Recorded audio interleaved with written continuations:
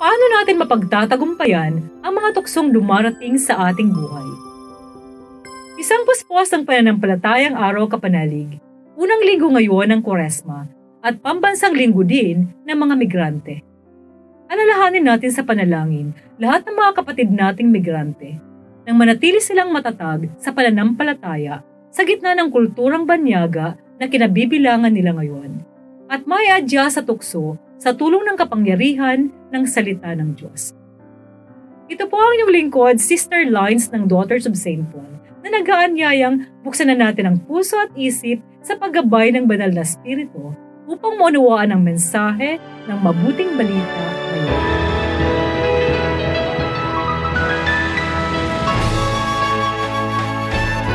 Itinulak si Jesus ng Espiritu sa disyerto. At 40 araw siyang nanatili sa disyerto. Tinukso siya ni Satanas. Kasama niya ang mga hayop at pinaglingkuran siya ng mga anghel. Pagkadakip kay Juan, pumunta si Jesus sa Galilea. Doon niya ipinahayag ang magandang balita ng Diyos sa pagsasabing, "Sumapit na ang panahon, magbagong buhay at maniwala sa magandang balita. Lumapit na nga ang kaharian ng langit."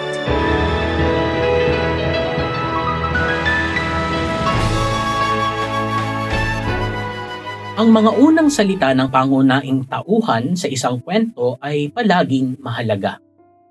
Sa mabuting balita ngayong unang linggo ng Kwaresma, narinig natin ang mga unang salita ni Jesus sa mabuting balita ni Marcos.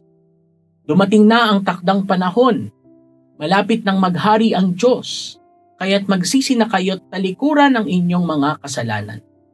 Paniwalaan ninyo ang magandang balita.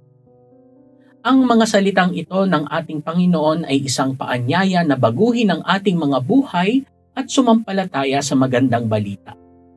Ito ang hamon sa buong 40 araw ng Kwaresma at sa katunayan sa buong buhay natin. Ang 40 ay isang simbolikong numero upang ipakita ang panahon na sapat para sa radikal na pagbabago. Alam ni Jesus mula sa karanasan kung ano ang ibig sabihin na matukso ni Satanas at kung papaano mapagtagumpayan ito. Ang mga tukso ay laging naroroon sa ating buhay. Kung gusto nating piliin kung ano ang gusto ng Diyos, kailangan nating makinig sa tinig ng Diyos. Mga kapanalig, ngayong panahon ng Kwaresma, piliin nating pakinggan ang tinig ni Jesus. Magsisi kayo at talikuran ang kasalanan.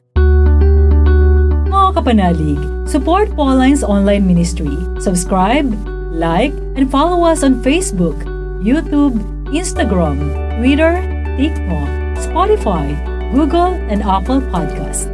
Maraming salamat po. At sa lahat na nag-message sa amin na humihingi ng panalangin para sa iba't ibang intensyon, asahan po ninyong kasama nyo kami sa pagdarasal na ipagkaloob ng Diyos ang inyong mga kahilingan. Ito po muli si Sister Lines ng Daughters of St. Paul na nagpapaalalang walang hanggang pag-ibig ng Diyos ating panaligan, nananatiling matapat at hindi nagmamaliw magpakailanman. We are here to provide a new way of communicating and proclaiming the gospel.